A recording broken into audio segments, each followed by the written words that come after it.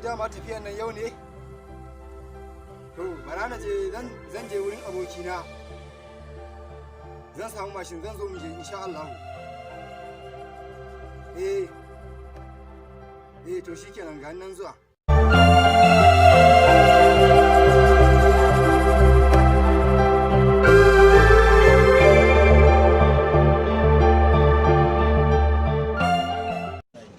Na zo wajen ka ne fa. Ba daman yanzu ma na fito daga gidan. To gashi kuma yanzu na zo da uzuri ne. Kame ne ba. Dama kai na duba yadda muke da kai ne. Kai na san hannu ba wata matsala. Insha Allah. Ba wata matsala. Yau ka san me nake so. Ni ka faɗa. Ba shi nake so ka ara ne. Za mu yi tafiya ne.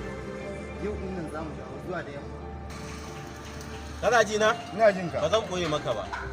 To. Ai insha Allah ba zan baka ba. Abokina ban yi tunan haka ba. Ka ga wannan mashin din? Abokina. Ai ina gaya maka ne wannan mashin din ba aro ba ɗani babu wani ba ni na gida ne ba ganin dan mutuncin kowa. Babu wani ba ni dan na san ka. Ina. Ni da kai ba duba ka duba yadda muke da kai mana. Ta wata hanyar a harkan arziki. Amma da ba da mashin din nan ina. Kai ni ba yanzu ba an mutum ba kuɗi zai bani ba sosai ba na ɗaukar shi. Kuɗi? A gaskiya sai dai ka yawo. Zan zuma barin jin ɗan kowa a nan kawai. Tun da ka hana ni abokina, shikenan. Ba ni, to shikenan. Allah ya haɗa kowa da ruwan shi.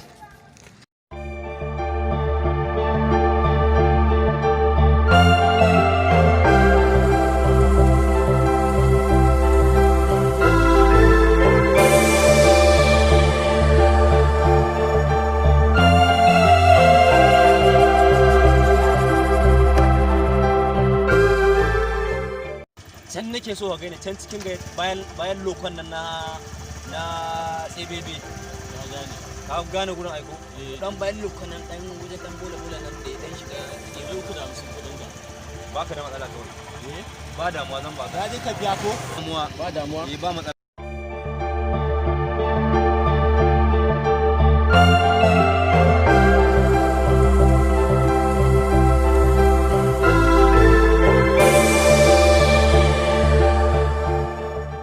kasan da za ne yanzu ka faɗa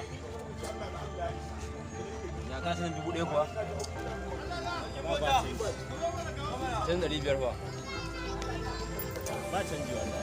to yanzu kasan da za a yi ka faɗa rike wannan Ɗari?